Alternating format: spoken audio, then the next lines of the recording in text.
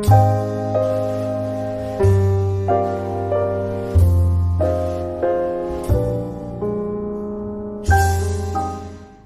everyone, I'm starting with the second lecture in Design and Analysis of Algorithms series.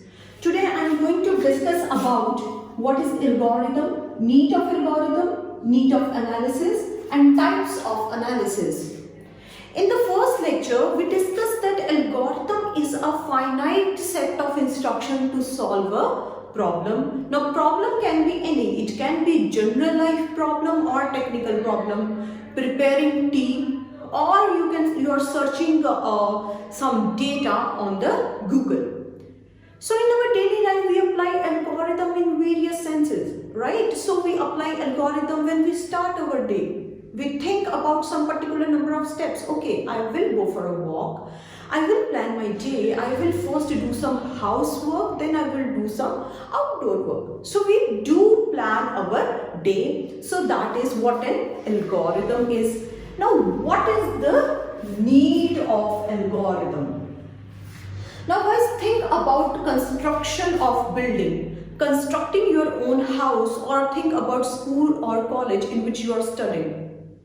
So, if we start constructing that building directly without creating the blueprint, what will happen? ऐसा हो सकता है कि in between हम बोलें, okay, I don't think कि मुझे ये वाली बिल्डिंग चाहिए थी, so let's scrap it. सारी बिल्डिंग तोड़ो और दोबारा से बनानी स्टार्ट करो. No, we cannot say that. Why? Because it will be lot of wastage of resources. Your money will be wasted, your time, manpower, etc. will be wasted. So it means you need a blueprint, a plan. So that is what algorithm is. Now come to computers, come to design and analysis subject. So your blueprint of this building, that is your algorithm, and actual building, that is you are constructing, that is program.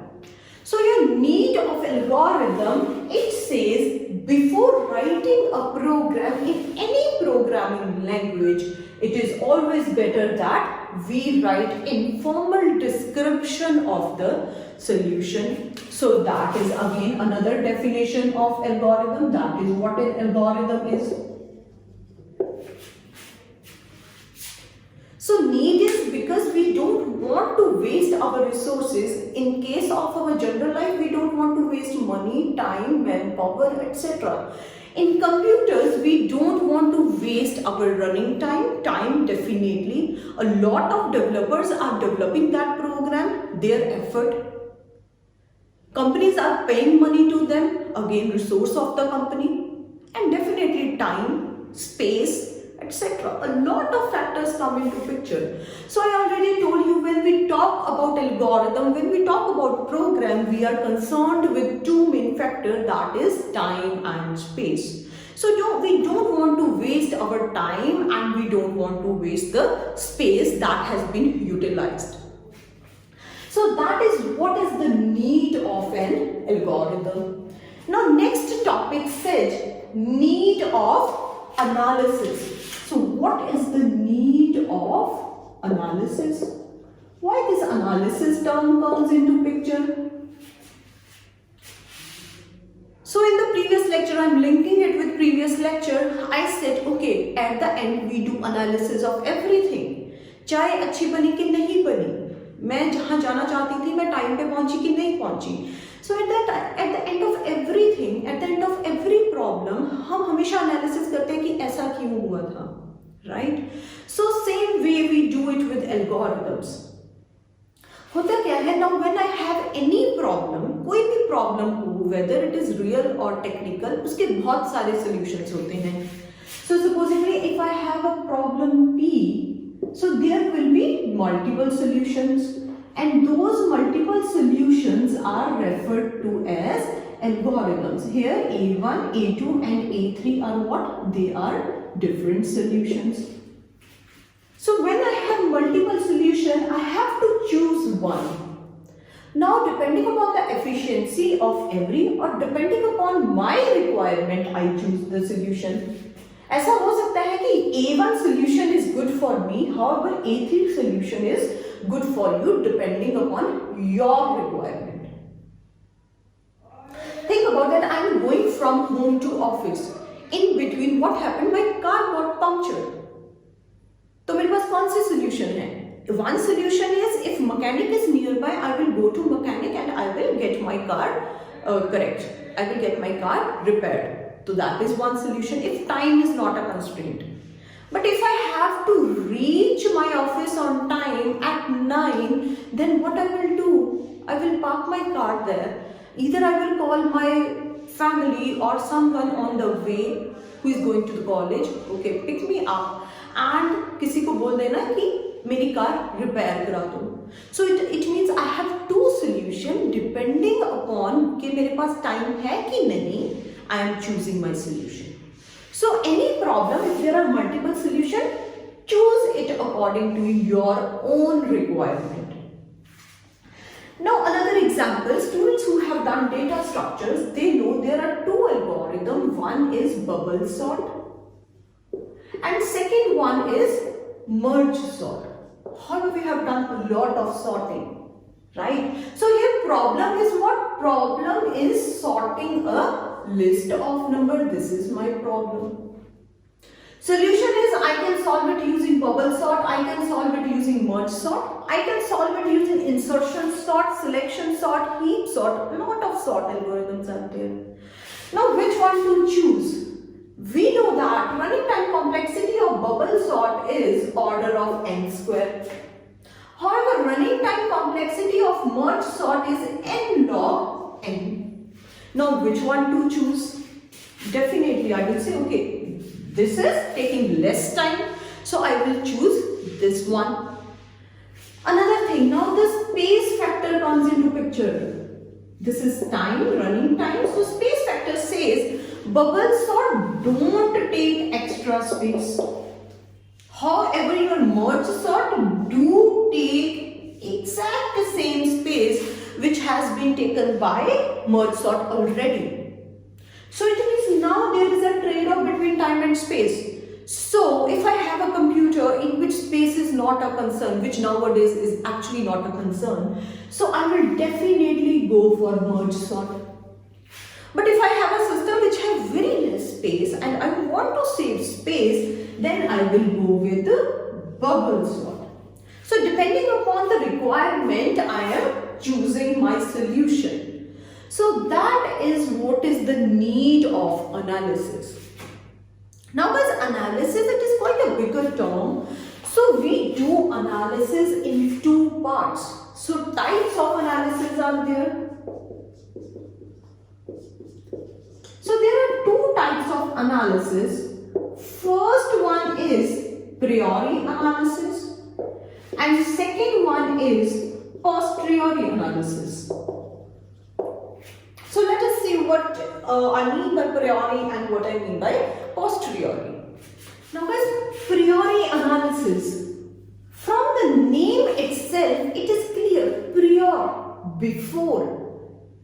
So analysis which is done before execution, or you can say before implementation, before implementation of algorithm. Now guys, you have already done, you know, software engineering. Even in our SDLC, your analysis comes before implementation. So that is what priori analysis is. Your posteriori analysis, its name post, after implementation. So posteriori analysis is done after implementation of algorithm. So implementation of algorithm means what? Program. Implementation of algorithm, that is what a program is. So when you actually run your program, when you convert your algorithm into program and you execute your program, that is what we call as posteriori analysis. Second important point, guys, priori we do analysis. Okay, so here because I don't created a program, it is an algorithm. So we do analysis of algorithm. Then what we do with program? We test a program. So in case of posteriori, it is testing. We do test a program. Third important point. Algorithm, you write algorithm in English type of language. So your algorithm, it is language independent. Language independent, which means we write this kind of algorithm in natural processing languages. Natural processing languages. Natural processing languages, it means English type language. Okay? However, your posteriori analysis, it is language dependent. We do need to know the syntaxes of all the language. If I'm writing a program in C, C++, Java, I need to understand what is the syntax, how any programming language runs. So it depends upon language. Java, you are using Objective-C or Swift or etc. Okay. Next step is hardware independent. Your priori analysis, it is hardware independent. Why? Because it is an algorithm. It is an English type of logic. I do write it in English. I don't need any compiler for that. So it is hardware independent. It will work same on every kind of hardware. However, your posteriori analysis, it is hardware dependent. Hardware dependent means, in case you are using, supposedly you are using when I started with the laptops, I had Purdue, then there is Pentium, then nowadays we started with i3, i5, i7. So here the speed of your program, it depends on the type of hardware.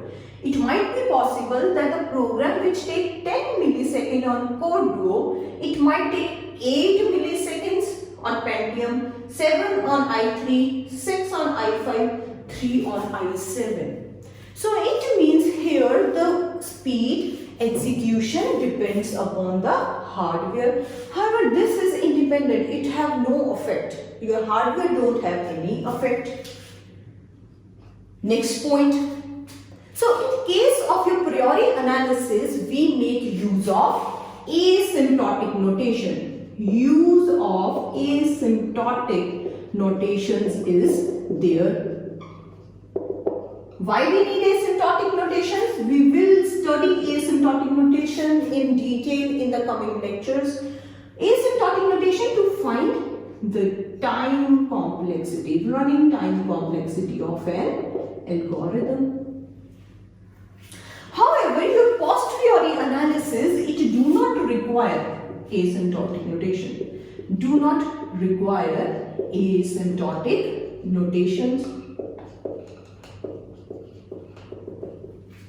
In your posteriori analysis, when the execution of program is complete, you can see in the window exact watch time, exact time like 10 millisecond, 8 millisecond taken by your program, and exact number of bytes taken by your program. How much space? Bytes, we all know that. It is a measure to calculate size of any program. So that is next point. Another important point is your priori analysis, it gives you approximate analysis. Approximate analysis. Your values will be approximate. Okay, it depends. We know that whenever we do analysis, it will be approximate value. It is the number of iterations in your algorithm, number of statements executed in an algorithm. However, your posteriori analysis, it gives you exact value. It gives you exact analysis. exact number of time, exact number of bytes. So guys, you can take the example of approximate analysis. Supposingly, I want to add two numbers. So algo, how I write an algo? Algo says, okay, start, read A and B. In the sum variable, I said A plus B. And in the end, I said, okay, write sum and exit. So it is quite English type of language. So if you look at here, how we do analysis, there are this statement get executed once, constant time and constant time. If I look at this algorithm, it actually takes 3 amount of steps. 3 is the complexity, or we can say the complexity in this case is constant. However, in case of program, how we calculate the time, your compiler will tell it, and the bytes taken will be shown to you as well. So in priori analysis, the last you can say difference, if your algo is efficient, if you write algo which is efficient, credit will be given to whom? Credit will be given to programmer. Right? Because there is no, we can say, no dependency on hardware. There is no external factor who will say, okay, your algorithm is efficient. It is your developer's mind who will develop that logic, and we can say, okay, this is the logic of this person. However, your posteriori analysis, if your program is efficient,